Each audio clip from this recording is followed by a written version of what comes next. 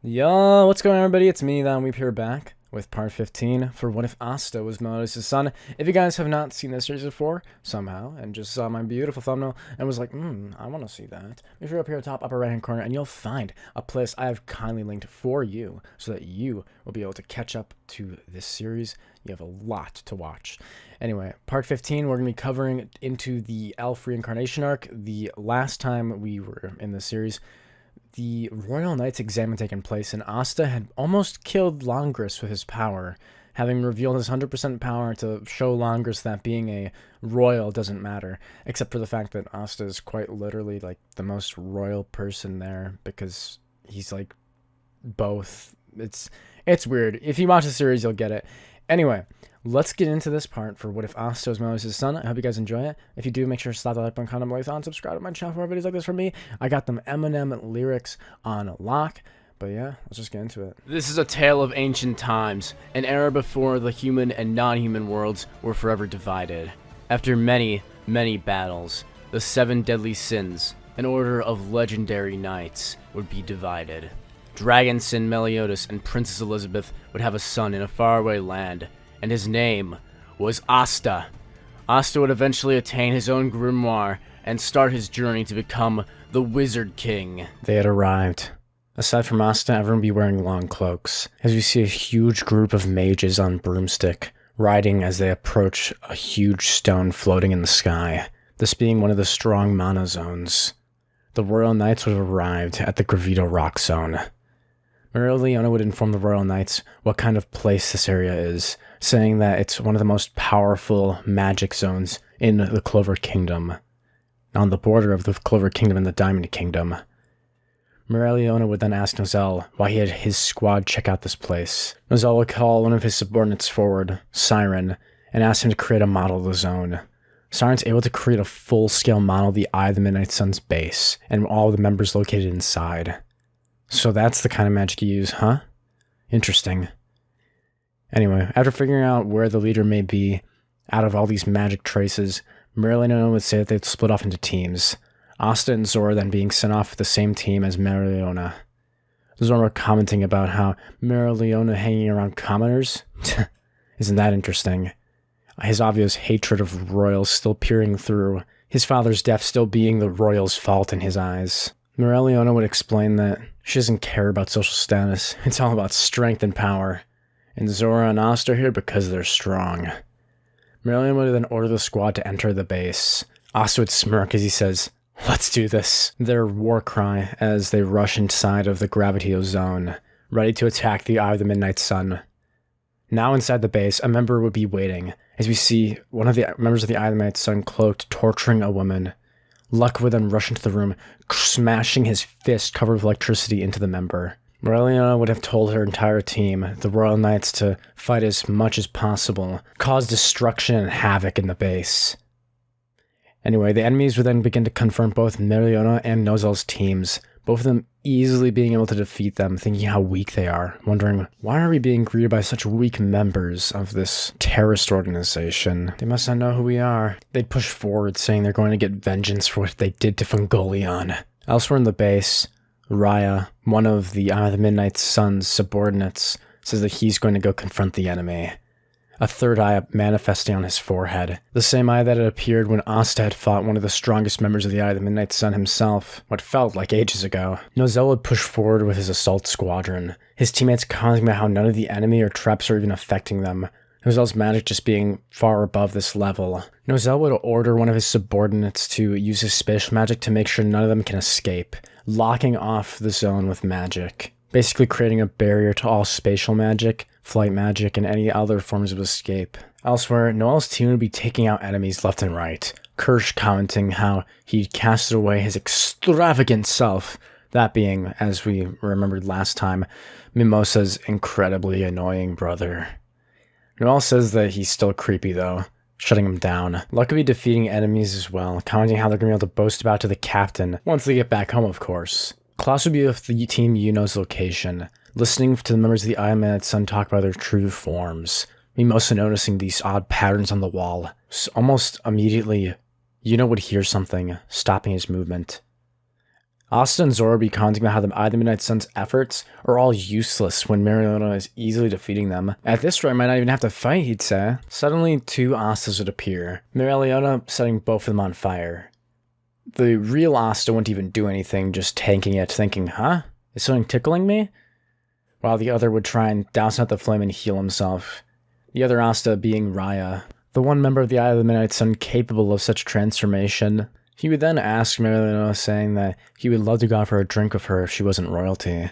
She would reply by promptly feeding Raya all the flames of hell that he would like. Raya would easily take this, as he says he's already drank the flames, as he launches one of Yami's spells at Meliodas, who easily destroys the spell with a punch, commenting how Yami's are far more powerful.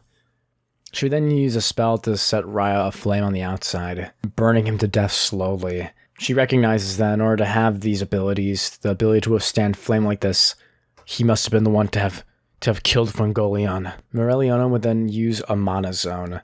Raya would summon one of Asta's swords, Lost Vein, a copy, a cheap imitation, as he tries to make clones of himself, Meliodas easily defeating him and destroying the sword. Asta would be cheering her on, clapping, as Raya would just be thinking that he's done for. Anyway, back to Yuno. Yuno had taken out some of the members of the Eye of the Midnight Sun, continuing to the base, wondering what that weird feeling was. Yuno using his mana zone as well. As they continue more into the base, Yuno can hear an odd pulse, like a heartbeat. Back at the Black Bull's base, Gauche, along with Gray, and Gordon would be fighting off zombies. Raids, the guy who had originally attacked the capital all those months ago, had been passing by on another errand, and decided that they just destroy the Black Bull's base for fun. Ghost tries to attack with his mirror magic, but Sally uses her gel to divert the spell. Sally says that they were ordered not to kill Ghost, and Ghost remembered that his magic doesn't work on Sally. Now they have to think of another plan. Yami had left already, so it was just them. This is when Henry would intervene, with Ghost, Gray, and Gordon being called out by this strange person. Asta being the only person who actually knew of Henry. Henry uses the base to fight them off, punching Sally's salamander and defeating number 0 of Raid's zombies. But somehow the salamander would be unaffected, pulling itself back up, as Sally uses another artifact to increase the gel's fluidity, covering the entire base. The rest of the Black Bulls would rush over to Henry, saying that the spell's too big. Ghost uses his magic mirror to create multiple Grays, Gray using that magic to convert Sally's gel magic to plants. Gordon then uses a spell to destroy Sally's spell, and then Raids has number 0 attack Ghost. Eventually, this fight of cat and mouse working out with Raids failing, the other Midnight Sun trying to escape through one of Valtos' portals, Ghost wondering why they were even here to begin with. Yami would be at the Golden Dawn's base, summoned away, waiting for William, wondering why he had been summoned here. While he is distracted and kept busy at the Golden Dawn, the kingdom's capital, Julius, is now waiting, watching the city, when William shows up. "What's wrong, William?" Julius would say. William thanks him for all of this time, removing his helmet. His William expresses how deep his respect for Julius is. Julius is embarrassed to hear all that, saying that he's proven himself more than enough times to be quite loyal to him. William would go on to explain that he is another person that he treasures, and it's incredibly hard to choose between them. So that's why I'll let my 2 friends choose. As suddenly William's scars on his face begin to heal, as William turns into Licht. "Thanks, William," as Licht would introduce himself to Julius. I didn't want it to be true. My own captain betraying me. Julius remembering how he and Yami had been suspicious of William. Licht would introduce himself to Julius. Julius would recognize that there's 2 souls sharing a single body. Julius would ask about the scar on his face, Licht replying that the scar is a curse that doesn't affect him. It affects William's soul. Licht also explains how William understands his hatred of humans, and that this is the only way to quell it, the 2 of them being partners. Licht would tell Julius that it was foolish to have sent that boy away, saying that now he can kill Julius, take the magic stones, and escape, saying the only threat is hundreds of miles away. William is quite a kind man. I'll have to win for him so that way I can get rid of you. Licht replies that Julius is going to die here. Julius will take responsibility of all the sins of the Clover Kingdom, as he attacks him with a huge light spell. Julius easily countering the spell, saying that he's not unable to counter light magic. Julius's time and Licht's light being able to counter each other. This would be when Julius would dodge out of the way, Licht thinking of a good counterattack. Julius would use his time magic to predict the future, dodging out of the way. Licht would quickly get behind Julius using a short sword, slashing at him and wounding him. Just as I thought, there is a limit to your time magic. Julius explains how his time magic finally works, how he can use time to heal himself, reversing it. Julius saying that even though he was born with the magic to steal others' futures, he plans to create a future of no discrimination. Julius saying that he's not going to die until his dream is accomplished. That petty dream will never come true after I kill you. Julius dodges again from another blast of light. Licht getting behind him, as Julius teleports then again behind Licht. Licht thinking about how Julius's foresight is increased, it's accelerating. Licht tries to attack, but Julius easily counters it. Julius telling Licht that he can already see Licht's future, and there's no way that he'll be winning against him. People begin to notice the battle in the skies above the royal capital. Marx, who wishes to help, wouldn't be able to, knowing he'd just get in the way. As he informs the other captains about the battle, Yami, immediately knowing he's been tricked, departs the Golden Dawn's headquarters, moving at max speed to get to the fight in time. Meanwhile in the battle, Licht launches a huge sword at Julius. Julius easily dodges out of the way, catching the blade. As he sends the spell back, managing to cut Licht by accelerating the time of the speed, accelerating the momentum on the sword faster as it slashes Licht's cheek. Julius then appears behind Licht and tries to catch him back, trying to lock him, but Licht would dodge it. He'd begin to wonder what kind of person Julius is, asking Julius what his grimoire is like, what a person like the Wizard King, what is within it. Julius would smirk, pointing upward, as Licht would look to the skies, seeing hundreds of pages all flowing in a circle, like a clock, moving over and over again. Julius explaining that his grimoire, it's so different and unique. He'd begun questioning himself even after obtaining it. A book without end, huh? Does that mean that I'm a person without end? Or that I merely never had a start to begin with? Licht would smirk, saying that Julius might actually be a challenge after all, having 2 walls of defense in the Clover Kingdom. They're the last stronghold against what they're going to do. Julius says that he'll protect the kingdom with his life and the people behind it. And if the fate of the world, of his world, the Clover Kingdom, rests upon the shoulders of that young boy, then so be it. Licht would dodge his attack, as he then uses a spell to release the seal in his body, preparing a huge spell to attack the city, saying he's going to punish all of humankind. Yami would arrive at the capital, wondering if Julius is alright, and he sees Licht's spell.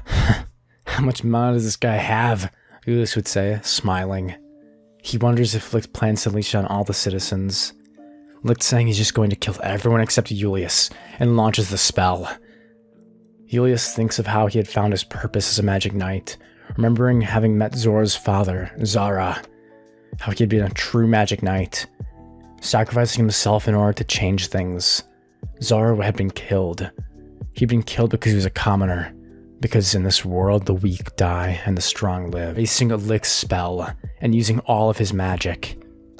Yami would reach there just in time, as he watches Licht pierce Julius with a sword of light, commenting on how being the Wizard King is your weakness. If you had let them die, you would have lived and you could have easily killed me. Yami's mouth be gaping as he sees Julius fall to the ground. Licht taking the magic stones.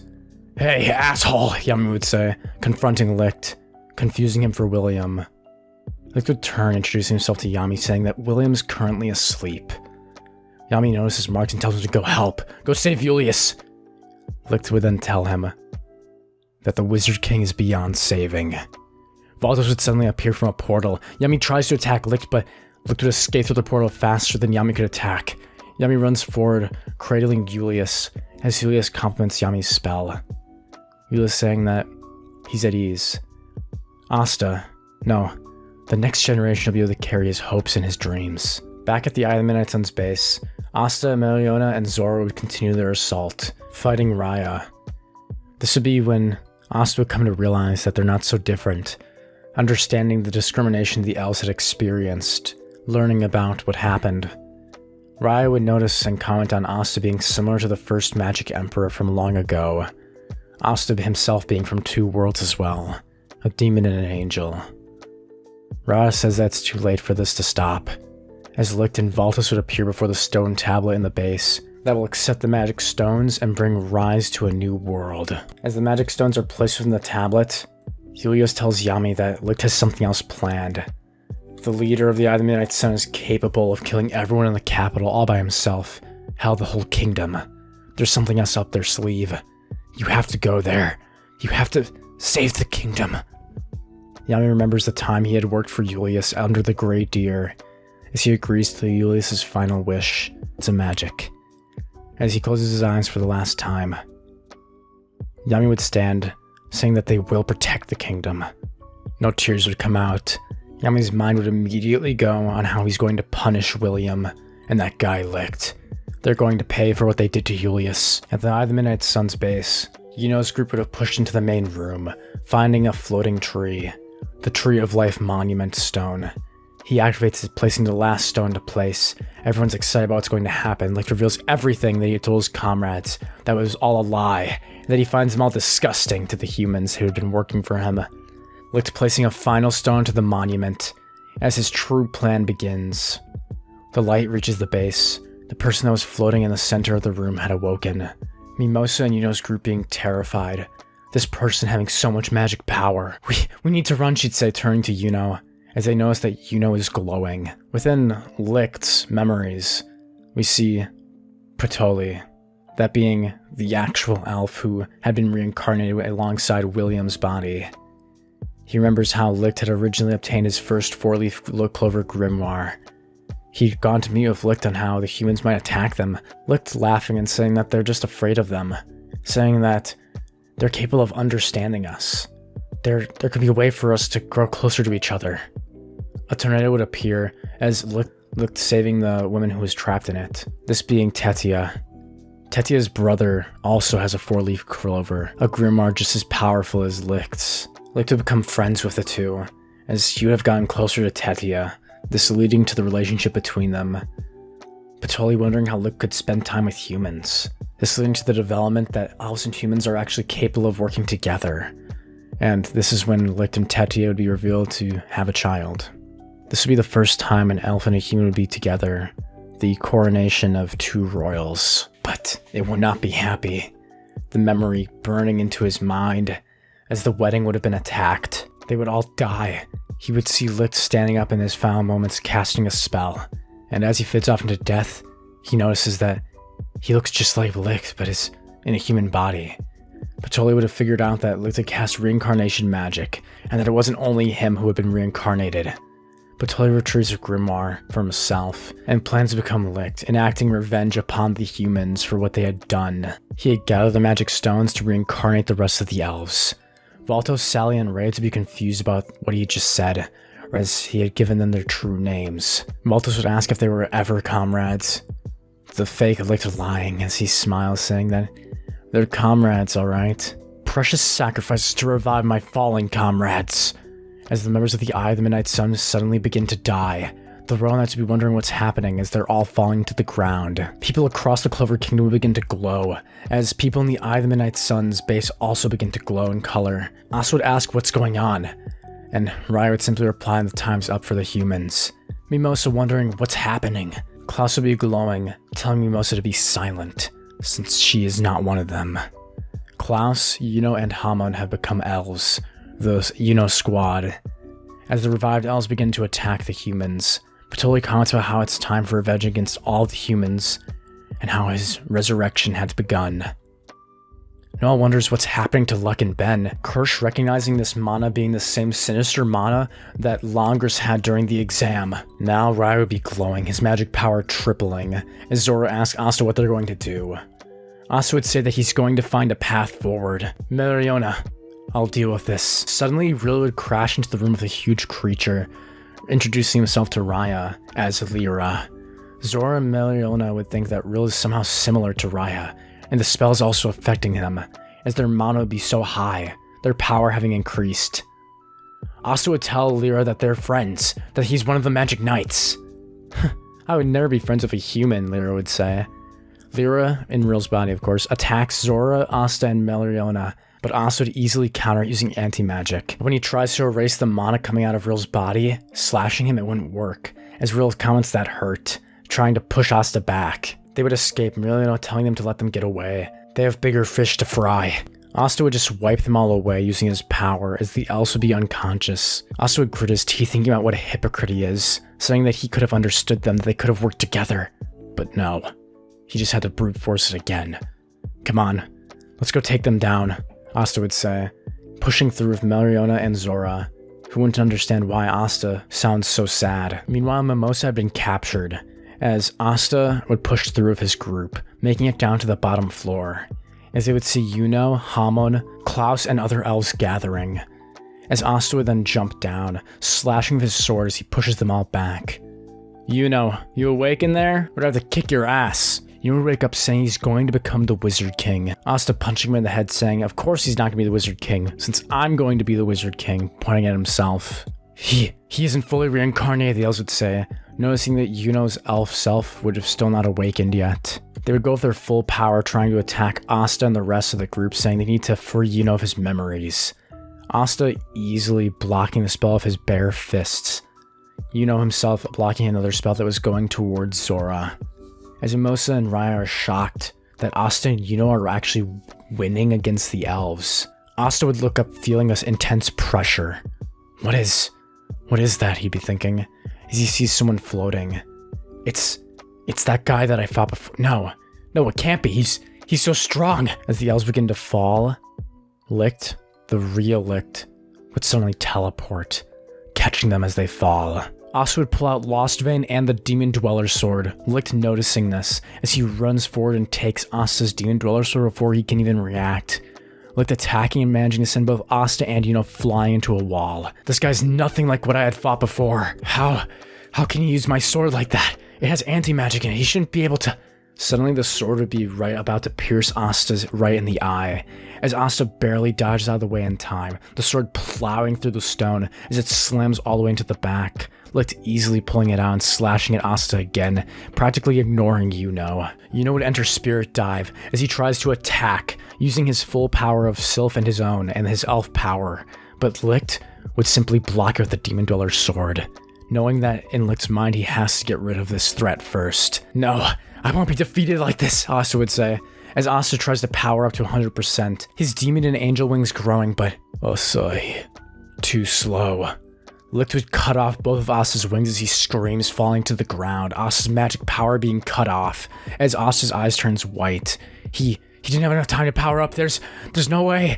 Asta would have barely enough time to tell everyone to run, as Licht would stab Asta in the heart, Asta coughing up blood. Asta's thoughts would simply be that I underestimated him, as Licht would have Asta hanging off of the end of his sword. If you guys want to see the next part for What If Asta Was Meliodas' son, make sure to hit the like button, comment down below what you thought, and subscribe to my channel for more videos like this from me. I'll be trying to get more parts out for this, hopefully sooner than a month. I say that every time, but I really am. Hope you guys enjoyed. Sorry to leave it on a cliffhanger, and we'll get into the rest of the arc next time. See ya.